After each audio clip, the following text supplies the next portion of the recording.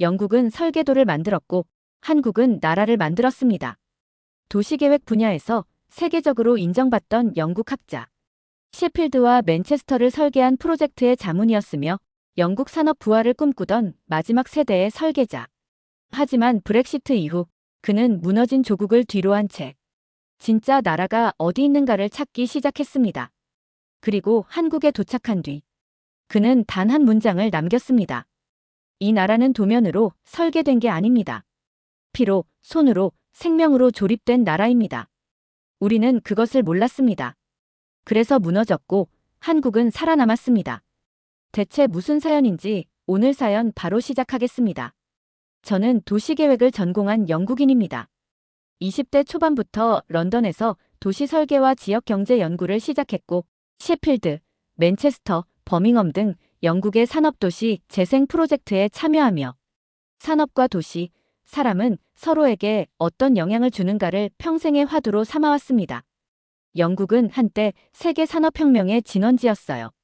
맨체스터의 면직물 공장, 뉴캐슬의 조선소, 버밍엄의 기계설비단지까지 모든 것이 기술의 상징이었고 도시는 경제의 엔진이자 제국의 중심이었죠.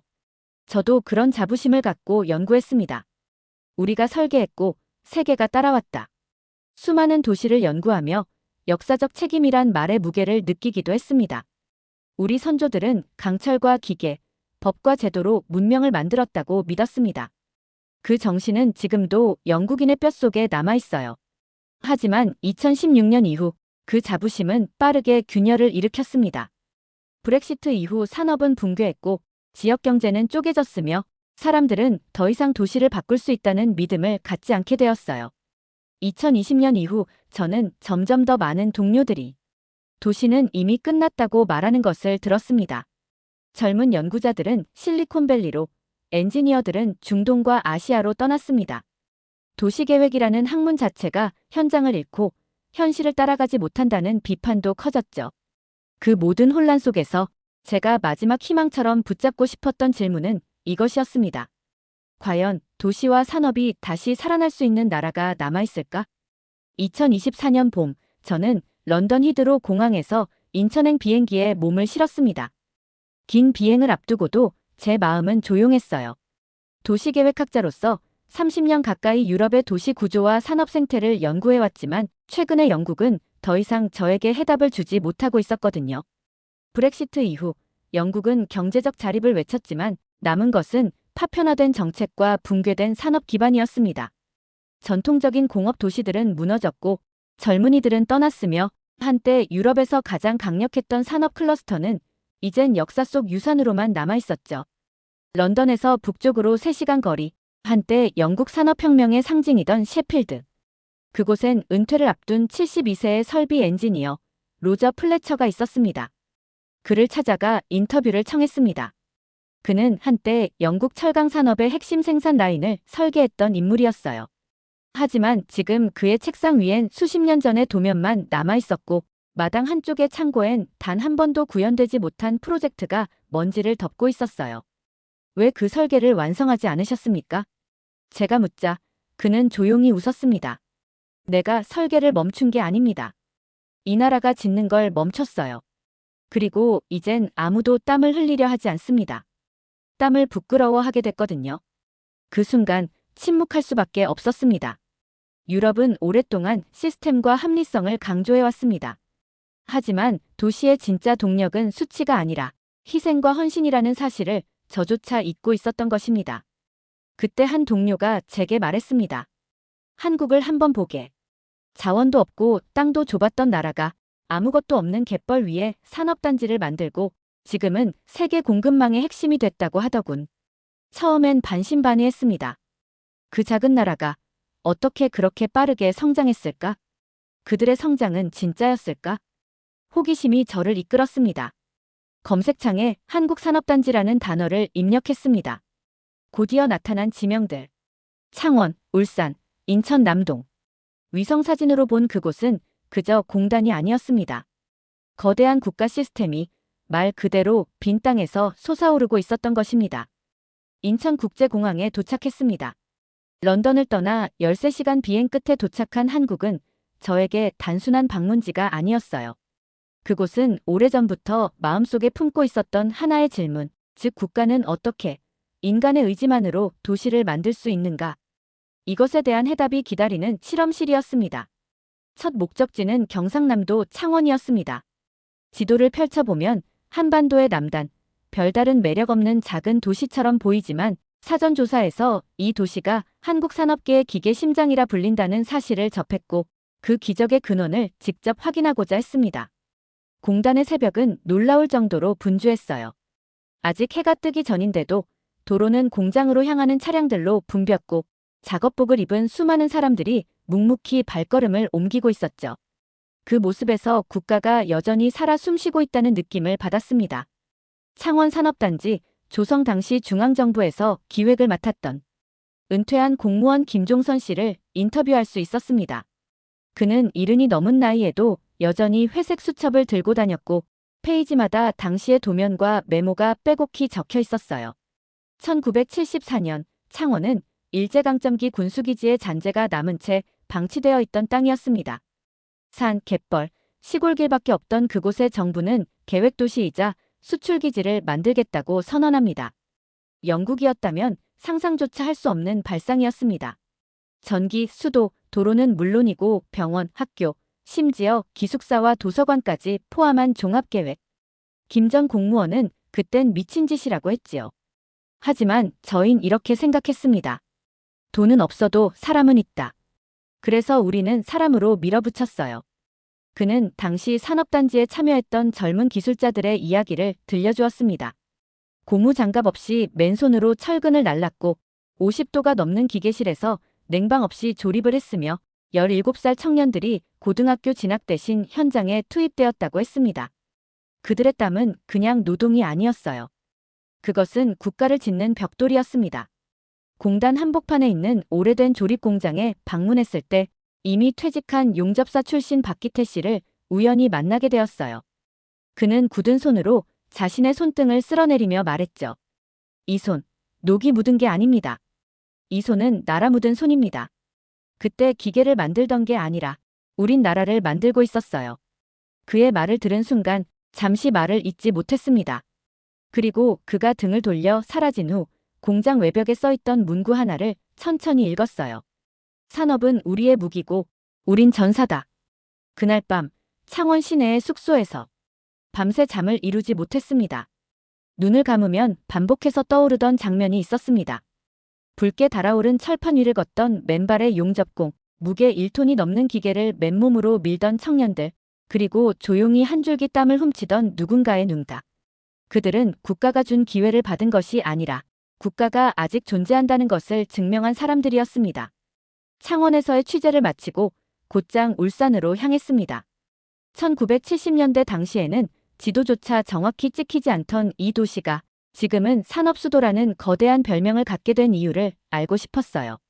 도착한 첫날, 바다 냄새가 가득한 공단 근처에서 한 노인이 매일같이 조선소 앞을 걷는다는 소문을 들었습니다. 그의 이름은 박기성, 올해로 75세. 현대중공업 초창기 용접공으로 40년을 이곳에 바친 인물이라 하더군요. 그는 제게 조용히 말했습니다. 우린 배 만든 게 아닙니다. 날아 띄운 거지요. 짧고 담백한 말이었지만 그 울림은 참으로 컸습니다. 조선업이란 수출 산업이 아니었어요. 그건 전쟁 갔던 가난과 싸우는 최전선이었습니다. 1972년 울산은 산업단지라 부르기 민망할 만큼 아무것도 없었다고 합니다. 부지도 정리되지 않았고 도크도 제대로 갖추지 못한 상태. 하지만 현대는 이곳에 거대한 선박 조선소를 짓겠다고 발표했죠. 전문가는 하나도 없었고 용접기는 일본에서 들여온 중고품이었으며 도면조차 제대로 없는 상태였다고 했어요. 누가 봐도 말도 안 되는 계획이었을 겁니다. 그땐 도크에 들어가는 바닷물조차 흙탕이었죠. 배가 아니라 우리부터 가라앉을 것 같았어요. 박기성 씨는 웃으며 말했지만 그 표정엔 살아남은 자만이 가진 깊은 체념과 존엄이 깃들어 있었습니다. 첫 번째 유조선 건조 당시 용접 라인은 전부 수작업이었다고 합니다. 고열 속에 용접봉이 녹아내릴 때 한 청년이 손을 식히지 못한 채 그대로 화상을 입었고 다른 한 명은 눈을 보호하지 못해 시력을 잃었다고 했죠. 하지만 누구 하나 현장을 떠난 이는 없었습니다. 그땐요, 배가 가라앉으면 나라가 무너진다고 생각했어요. 그 말은 회상이 아니라 한 세대 전체의 신념이었어요.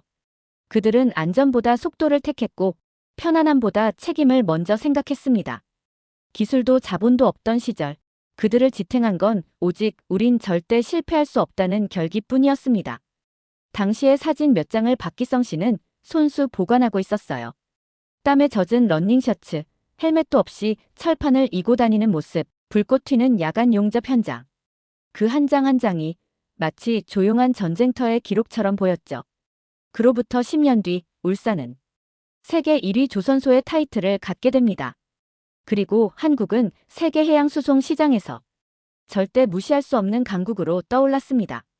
하지만 제게 더 큰 충격을 준 건 그 물리적 성취가 아니라 그것을 일군 사람들의 정신이었습니다.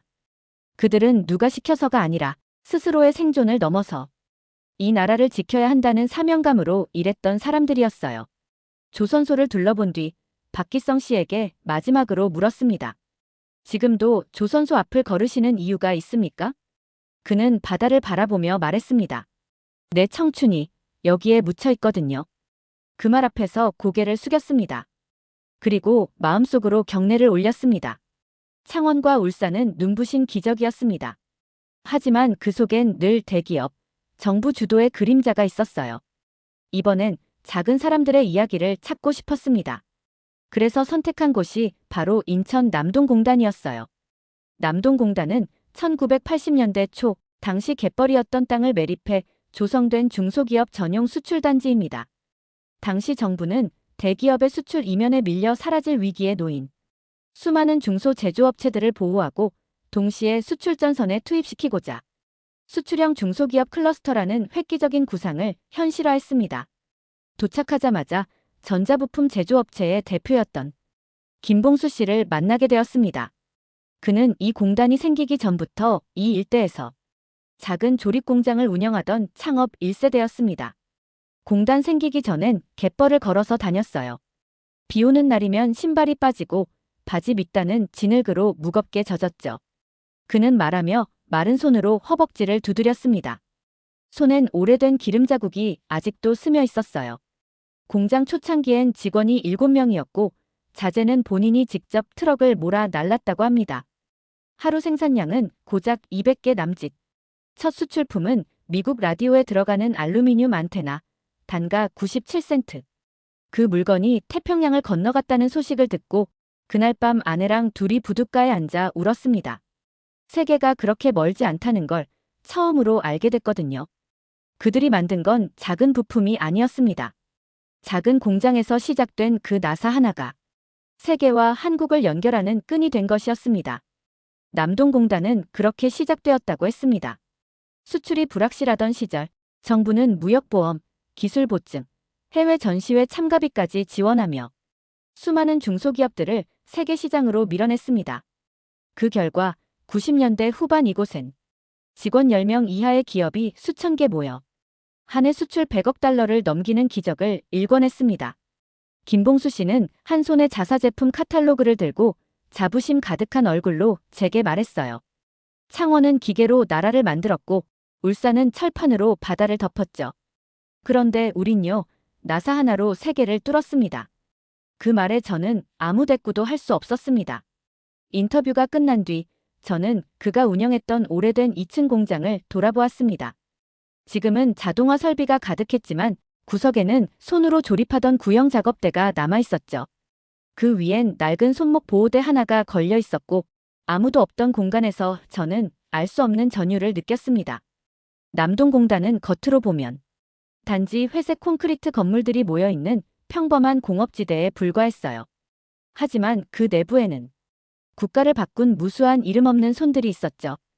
이들은 눈에 띄는 영웅이 아니었지만 한국의 근간을 지탱한 조용한 전사들이었습니다. 창원은 기계로, 울산은 철판으로, 남동은 나사 하나로 나라를 만들었다. 그렇다면 그 기계와 철판, 나사 위에서 자신의 청춘을 불태운 사람들은 누구였을까? 산업단지를 만든 설계자들이 아닌 그 속에서 자신을 갈아 넣은 사람들을 만나보기로 했습니다. 그리하여 찾은 곳은 경기도 용인의 한 작은 전원주택. 거기엔 창원, 울산, 남동공단을 거쳐 30년 이상 조립공장에서 일했던 74세의 정영만 씨가 살고 있었습니다. 그의 집은 소박했습니다. 한 구석에 낡은 작업화 한 켤레와 갈라진 가죽 손목 보호대가 조용히 놓여 있었어요. 그는 담담하게 말했습니다. 여기 기름때랑 철가루, 다 내 피 같아요. 손등이 찢어졌을 때도 그냥 덮고 일했어요. 그땐 병원보다 라인 중단이 더 무서웠죠.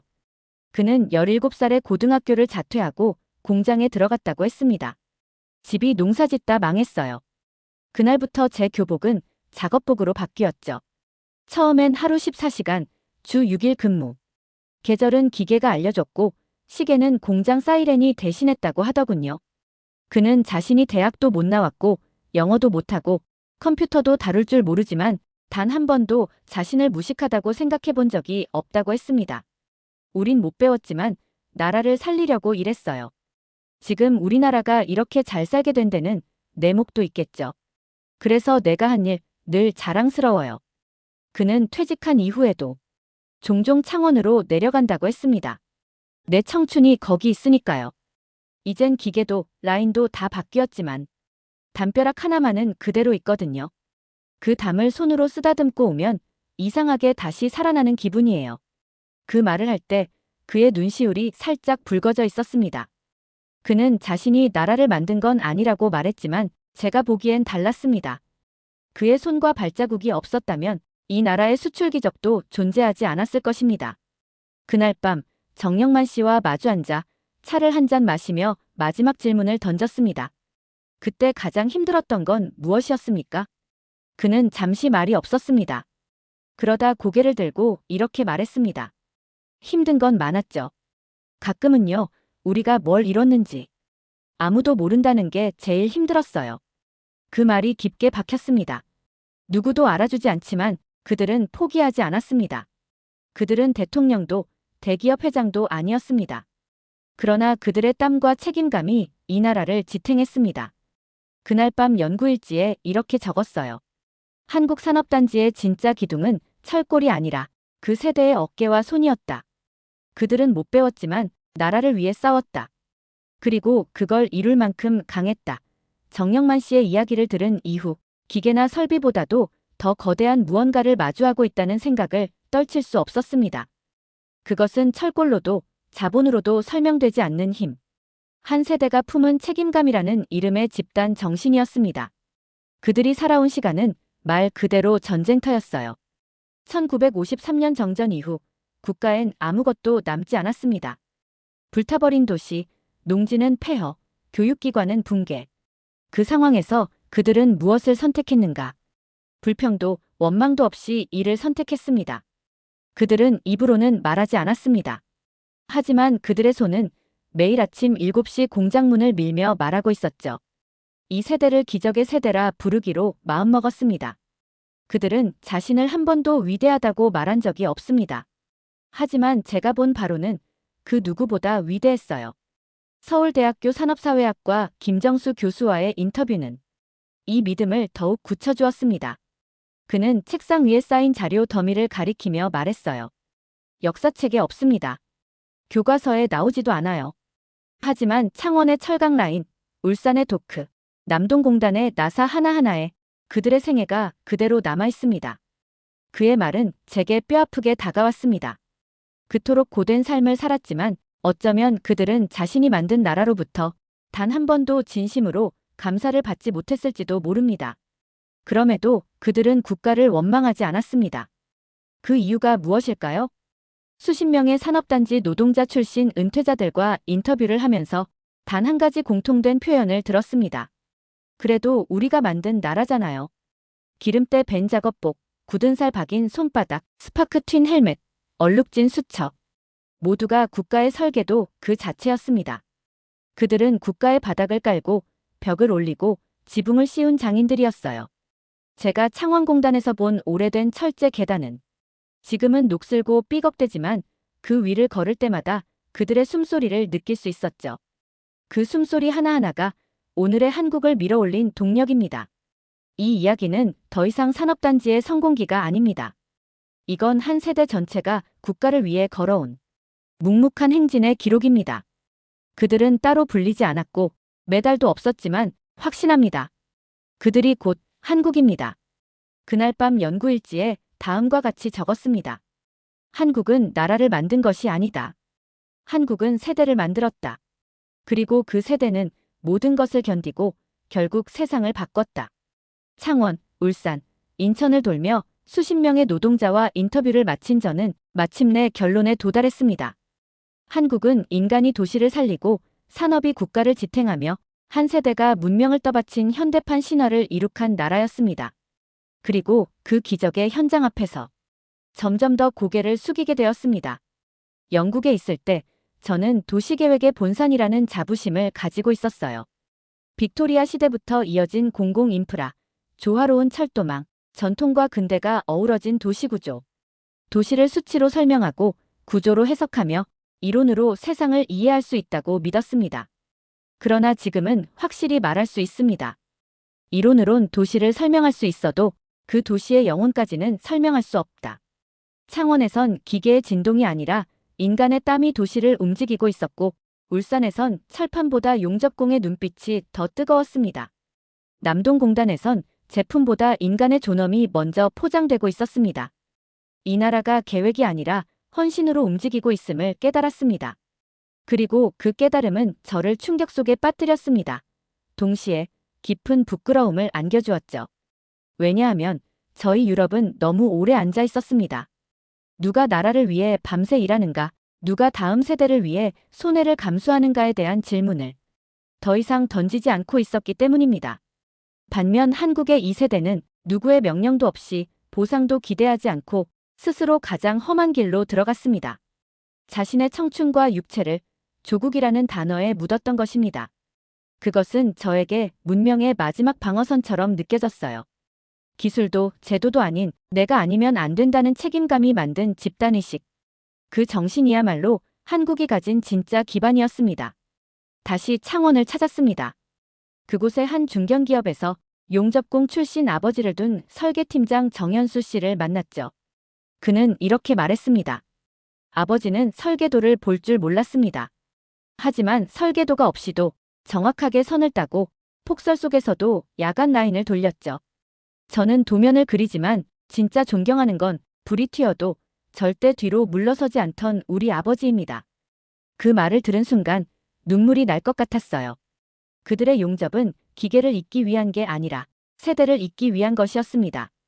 저는 한국이 왜 성공했는가에 대해 수많은 보고서를 읽었습니다.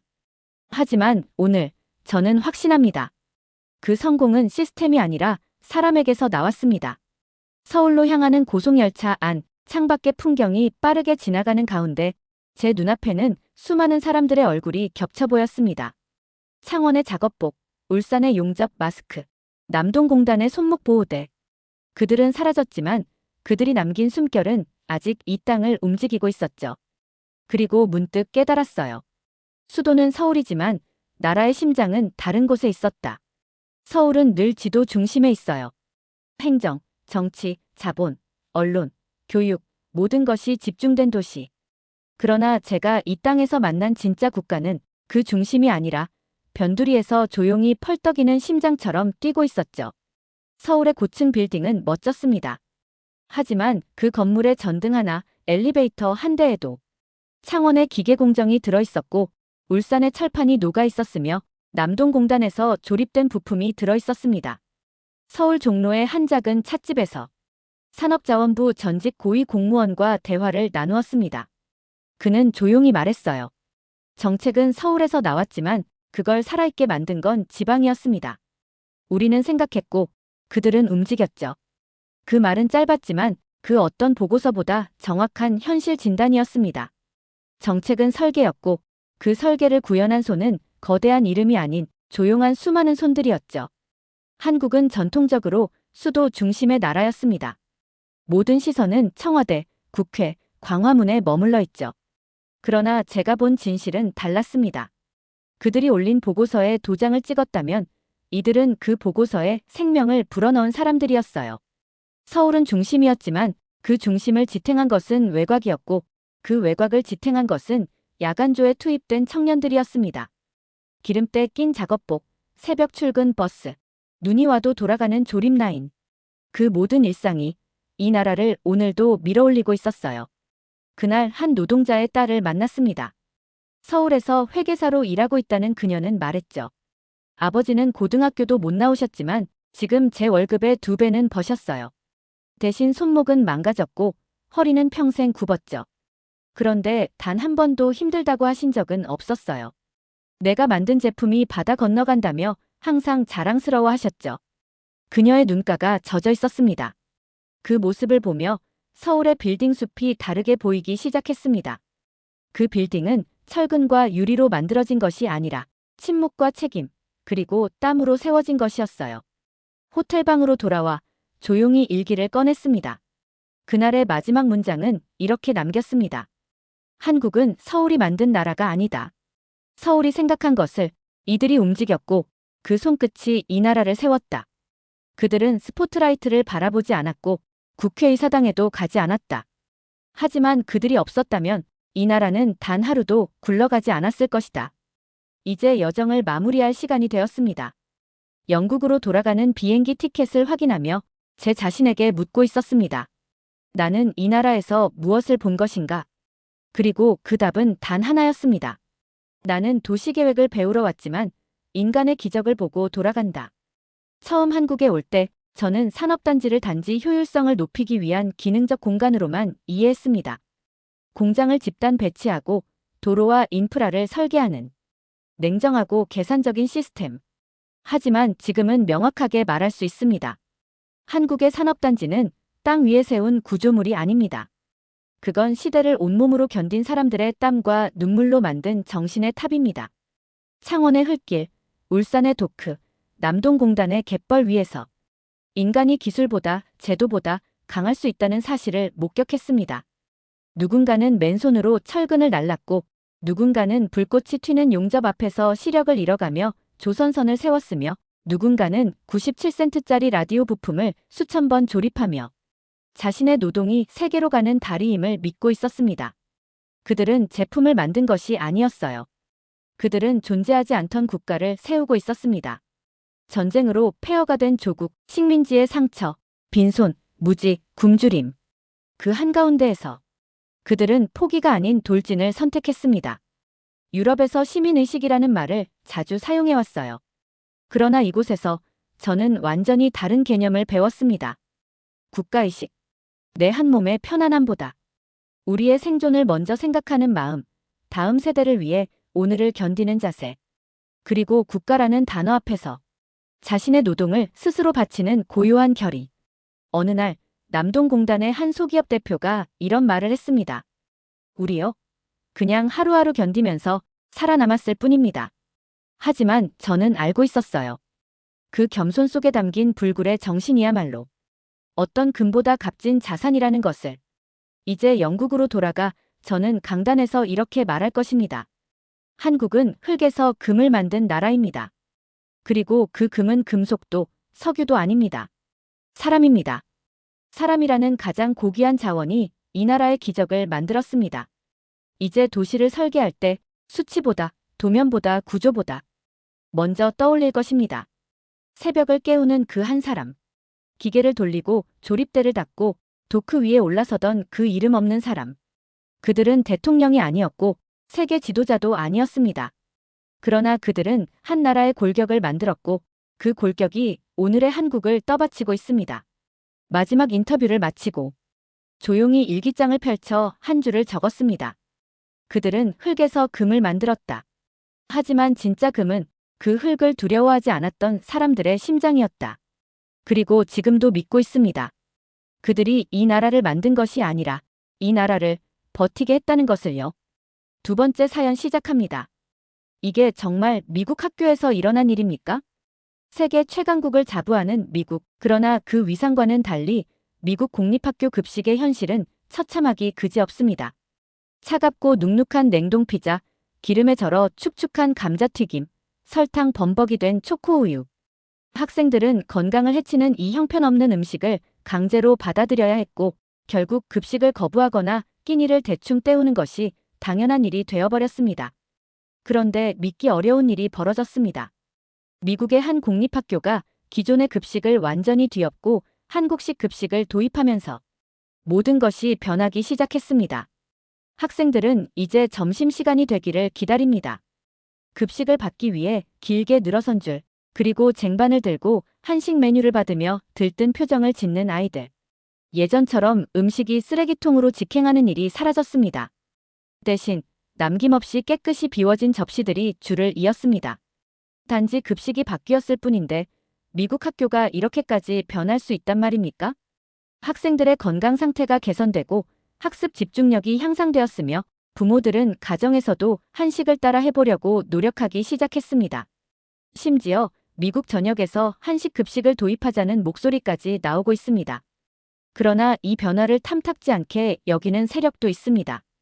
기존의 급식 업체들은 거대한 이익을 놓칠 수 없다는 듯 강하게 반발하고 있으며 일부 학부모들은 한식이 강요되는 것이 불편하다는 황당한 주장을 펼치고 있습니다. 과연 미국 급식은 앞으로 어떻게 변하게 될까요? 과연 이 한국식 급식의 바람이 미국 전역을 뒤흔들 혁명의 시작이 될 수 있을까요? 대체 무슨 사연인지 오늘 사연 바로 시작하겠습니다. 저는 레베카, 미국의 한 유명 방송사의 탐사보도 기자입니다. 10년 넘게 현장을 누비며 수많은 특종을 터뜨렸죠. 하지만 이번에 접한 이야기는 예상치 못한 방향으로 저를 이끌었습니다. 이게 정말 미국 학교에서 찍은 영상이 맞아? 눈앞에 펼쳐진 유튜브 영상은 믿을 수 없는 광경을 담고 있었습니다. 급식실은 말 그대로 인산인해였어요. 학생들은 줄을 길게 늘어서서 설레는 표정으로 무언가를 기다리고 있었습니다. 그런데 그들이 손에 들고 있는 음식이 김밥, 불고기, 비빔밥, 그리고 양념치킨. 순식간에 1000만 조회수를 돌파한 영상 속 학생들은 한결같이 흥분한 목소리로 외쳤습니다. 이거 진짜 맛있어. 내가 평생 먹어본 급식 중 최고야. 제발 우리 학교도 이걸로 바꿔줘. 댓글 반응도 대단했습니다. 어느 학교냐? 입학하려면 어떻게 해야 하냐? 같은 글들이 쏟아졌습니다. 급식 하나로 학생들이 이렇게 열광하는 경우가 있었던가요? 솔직히 저는 급식이라는 주제로 이렇게 난리가 나는 건 처음 봤어요. 미국에서 학교 급식은 늘 문제였습니다. 냉동 피자, 기름진 감자튀김, 탄산음료, 건강을 생각한다는 명목으로 샐러드 같은 메뉴가 나오지만 결국 애들은 손도 안 대고 버리는 경우가 많았죠. 그런데 지금 학생들이 열광하는 이 급식은 전혀 다른 차원의 음식이었습니다. 저는 곧장 담당 PD에게 말했어요. 이거 우리 취재해야 해. 미국 급식이 이렇게 변할 수 있다는 건 엄청난 뉴스야. 하지만 PD는 반신반의하며 말했어요. 레베카, 그거 그냥 잠깐 유행하는 SNS 콘텐츠 아닐까? 애들 한때 반짝 좋아하고 마는 거. 아니야, 뭔가가 변하고 있어. 우리가 놓치면 안 돼. 저는 촬영팀과 함께 뉴욕 외곽의 한 공립학교로 향했습니다. 이곳이 바로 1000만 뷰를 기록한 영상 속 학교였습니다. 솔직히 말하면 출발 전까지도 반신반의했어요. 유행일 수도 있고 몇몇 학생들의 반짝 반응일 수도 있겠다고 생각했죠. 하지만 학교에 도착한 순간 그 생각은 산산조각 났습니다. 점심시간이 되자마자 학생들이 일제히 급식실로 몰려갔습니다. 그리고 저는 두 눈을 의심했어요. 이게 정말 미국 공립학교 급식 맞아? 일반적인 미국 급식이라면 대충 데운 냉동 피자, 기름에 절어있는 감자튀김, 그리고 형편없는 품질의 햄버거가 전부였을 겁니다. 하지만 여기서는 완전히 다른 광경이 펼쳐지고 있었어요. 학생들은 기대에 찬 눈빛으로 쟁반을 들고 줄을 섰습니다. 그리고 놀랍게도 음식을 받자마자 한 입 가득 넣으며 행복한 표정을 지었어요. 보통 미국 급식은 학생들이 음식 한두 개만 건드리거나 손도 대지 않고 버리는 경우가 많은데 여기서는 잔반이 거의 보이지 않았습니다. 저는 이 학교의 교장을 만나 인터뷰를 요청했습니다. 그녀는 저를 급식실 한쪽으로 안내하며 말했어요. 솔직히 저도 처음에는 반대했어요. 하지만 결과를 보세요. 학생들이 점심을 기다리는 게 이렇게나 즐거워 보인 적이 있었나요? 교장은 처음 한국 급식을 도입하게 된 계기를 설명해 주었습니다. 이 모든 것은 한 명의 학부모로부터 시작되었다고 했어요. 한국인 학부모가 방과 후 활동을 하는 아이들을 위해 김밥을 싸왔어요. 그런데 그 김밥이 입소문을 타면서 난리가 났죠. 급식보다 맛있고 건강에도 좋다는 반응이 나왔어요. 처음엔 우연이라고 생각했는데 나중엔 학생들이 급식을 거의 거부하고 김밥을 원하기 시작했어요. 한식이 학교에서 이렇게 폭발적인 인기를 끌 줄은 아무도 예상하지 못했다고 합니다. 하지만 학생들이 급식보다 김밥을 선호하는 상황까지 오자 학부모들은 교장에게 급식 개편을 요청하기 시작했어요. 솔직히 처음엔 황당했어요. 한국 음식을 급식으로 제공하자는 의견이 나올 줄은 상상도 못했거든요. 하지만 학부모들의 압박은 거셌고 결국 학교 측은 일주일 동안 실험적으로 한식을 제공해 보기로 했어요. 그 결과는 폭발적이었습니다. 학생들은 한식을 기다리며 자발적으로 줄을 섰고 남기지도 않았습니다.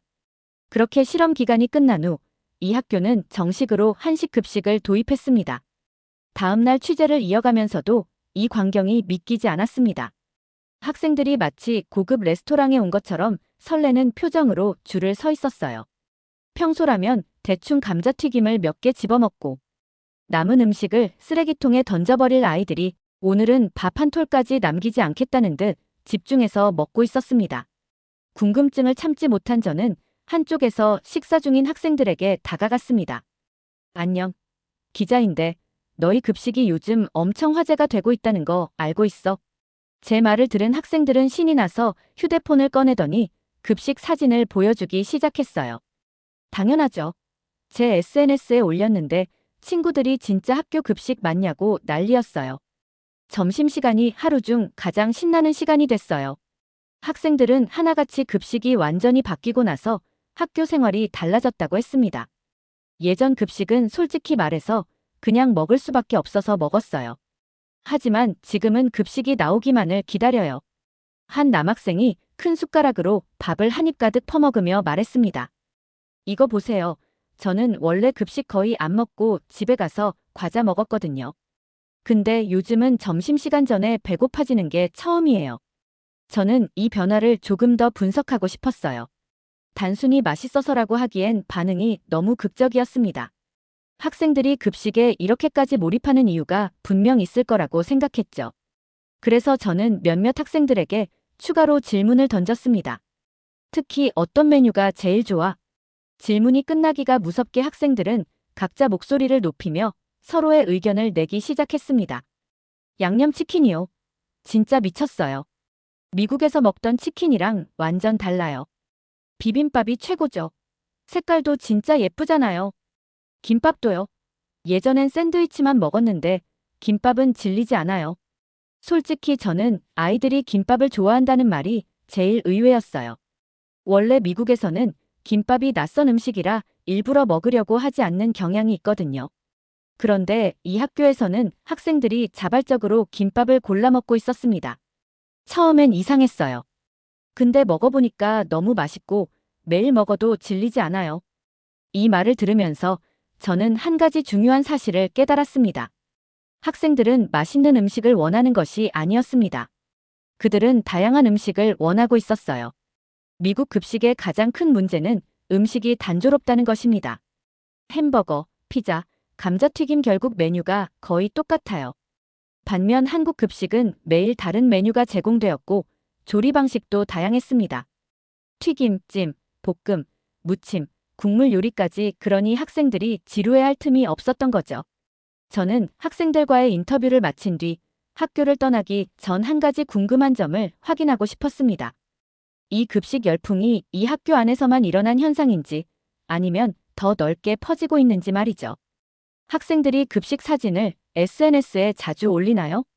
이 질문에 한 학생이 즉시 대답했습니다. 완전 많이요. 처음에 몇 명이 올리기 시작했는데 지금은 다들 점심시간마다 사진 찍어요. 그 말을 듣고 저는 직접 확인해 보기로 했습니다. 휴대폰을 꺼내 해시태그 한식급식, 해시태그 한국급식, 해시태그 학교급식혁명 같은 해시태그를 검색했어요. 그리고 저는 깜짝 놀랐습니다. 이게 다 이 학교 급식 사진이라고. 수천 개의 게시물이 올라와 있었습니다. 학생들이 올린 급식 사진은 하루 이틀 사이에 SNS 트렌드에 오를 정도로 폭발적인 반응을 얻고 있었습니다. 이게 미국 학교 급식이라고. 우리 학교는 왜 이렇지? 제발 우리 학교도 한국 급식 도입 좀 해줘. 흥미를 넘어 학생들과 학부모들이 직접 한식 급식 도입을 요구하는 움직임까지 보이기 시작한 것입니다. 이제 저는 학부모들이 이 변화를 어떻게 받아들이고 있는지 알아봐야 했습니다. 이 학교 학부모회 대표를 만나 인터뷰를 요청했어요. 솔직히 처음엔 반대하는 부모들도 있었어요. 대표는 예상치 못한 말을 꺼냈습니다. 미국 급식에 익숙하니까요. 그리고 일부 부모들은 애들이 낯선 음식을 안 먹을 거다. 매운 음식이 나올 수도 있다 같은 걱정을 했죠. 하지만 정작 아이들이 먼저 한식에 빠져버렸어요. 학생들이 먼저 좋아하기 시작하니 부모들도 자연스럽게 관심을 가지게 된 것이었습니다. 그러다 우리도 집에서 한식을 만들어 보자고 했어요. 유튜브에서 김밥이나 불고기 만드는 법을 찾아보고 따라했죠.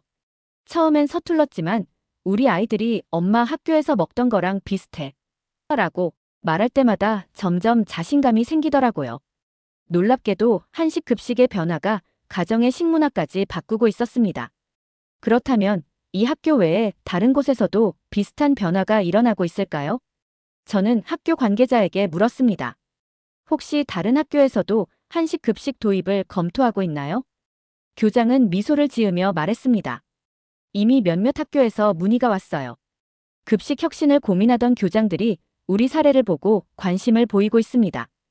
그 순간 저는 확신했습니다. 이건 미국 급식 문화 자체를 뒤흔드는 변화가 될 수 있다.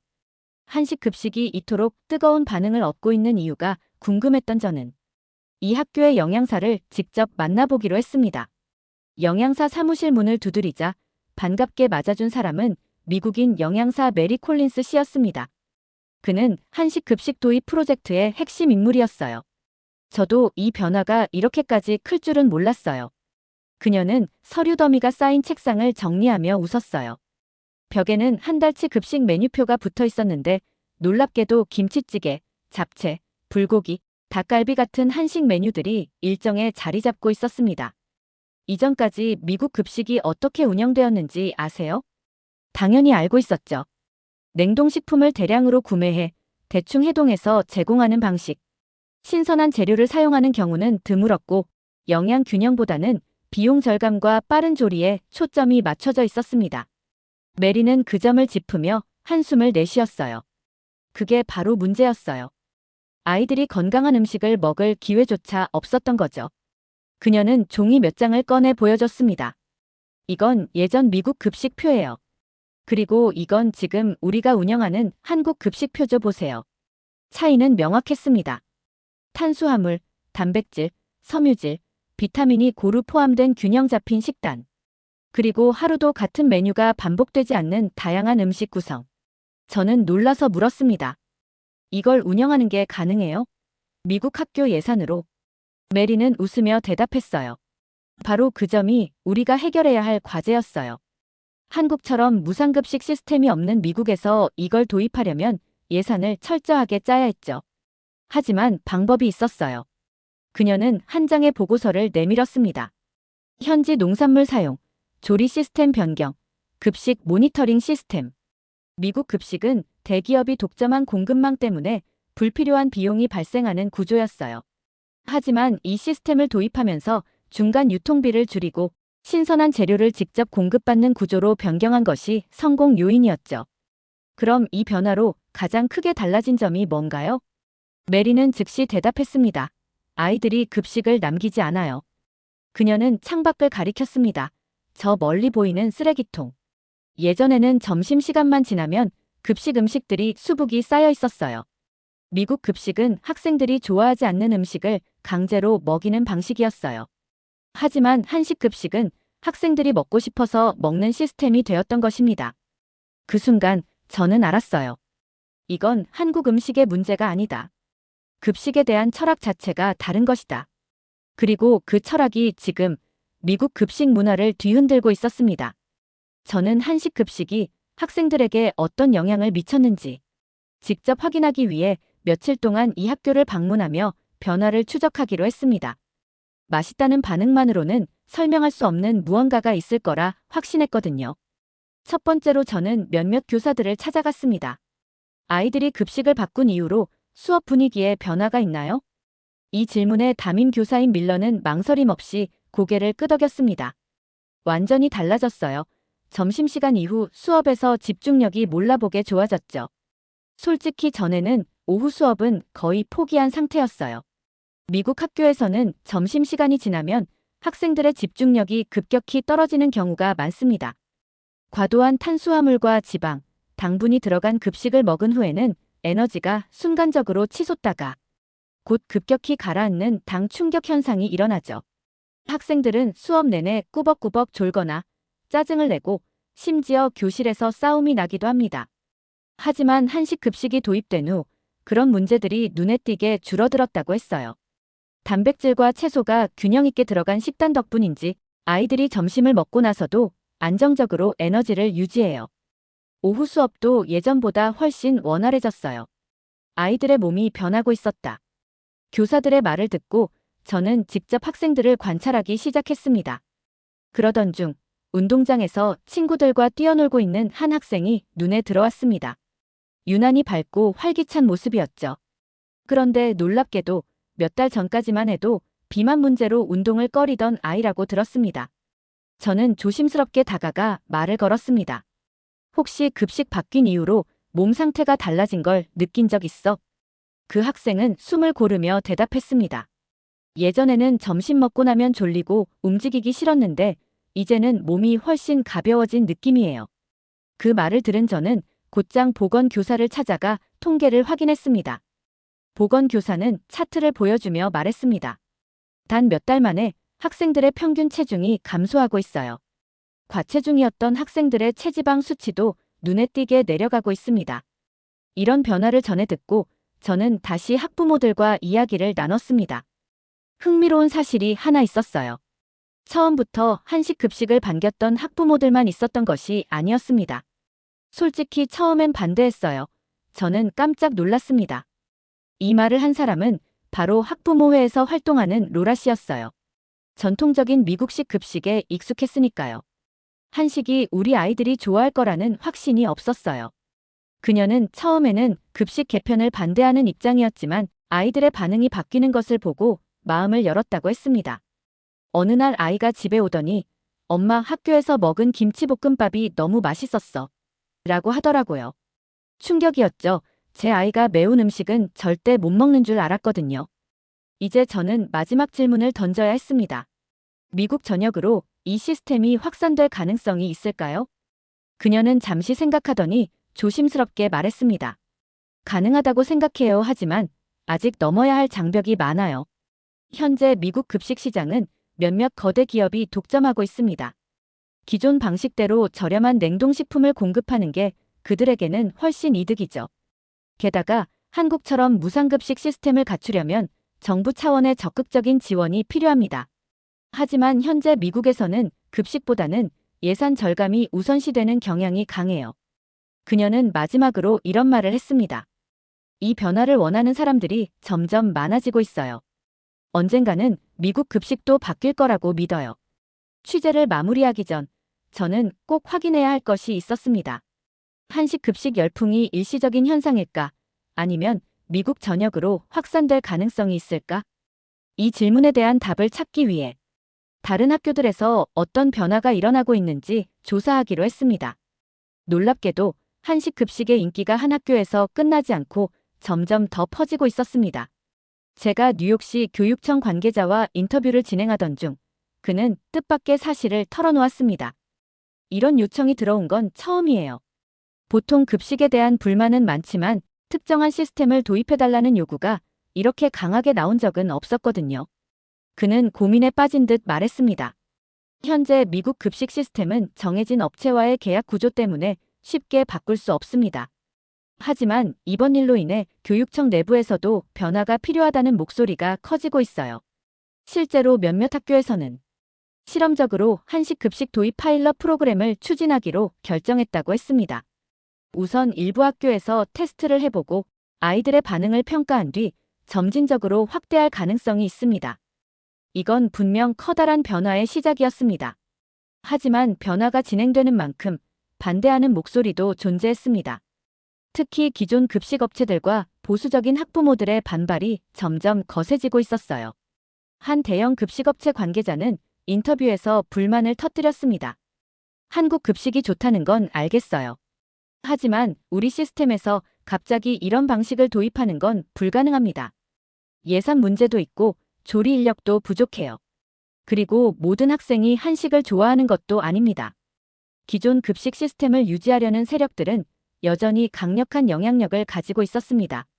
급식 시장은 몇몇 거대 기업들이 독점하고 있기 때문에 그들이 기존 방식에서 벗어나려 하지 않는다면 변화는 쉽지 않을 것입니다. 또한 일부 학부모들은 한식이 강제되는 것이 불편하다는 의견을 내기도 했어요. 다양성을 존중해야지 모든 학교가 한식을 따라야 하는 건 아니지 않나요? 우리 아이는 여전히 햄버거랑 피자가 더 좋은데 선택권이 사라지는 게 걱정돼요. 그들의 우려도 일리가 있었습니다. 미국은 다양한 문화와 입맛을 가진 나라니까요. 하지만 대부분의 학부모들은 한식 급식을 선택지 중 하나로 추가하는 것에 찬성하는 분위기였습니다. 저는 마지막으로 한식 급식을 추진했던 학부모 대표를 다시 만나 의견을 들었습니다. 그녀는 확신에 찬 목소리로 말했습니다. 우리가 원하는 건 모두가 한식만 먹어야 한다는 게 아니에요. 하지만 건강한 급식이 필요한 건 사실이죠. 우리가 이런 변화를 요구하지 않으면 아이들은 앞으로도 계속 차갑고 영양가 없는 냉동 피자를 먹어야 할 겁니다. 그녀의 말에서 저는 한식 급식의 진짜 의미를 깨달았습니다. 학생들에게 더 좋은 음식을 선택할 기회를 주는 것, 그것이 진정한 목표였습니다. 이제 미국 급식이 앞으로 어떻게 바뀔지는 아직 모릅니다. 하지만 저는 분명히 말할 수 있어요. 한식 급식은 단순한 유행이 아닙니다. 이것은 급식의 미래입니다. 이 취재를 통해 많은 걸 배우고 느꼈습니다. 그리고 저는 앞으로도 이 변화가 어디까지 퍼져나갈지 계속 지켜볼 것입니다. 오늘 사연이 재미있으셨다면 구독과 좋아요, 알림 설정까지 부탁드립니다. 더 재미있는 사연으로 돌아오겠습니다. 이상 감동탐험이었습니다.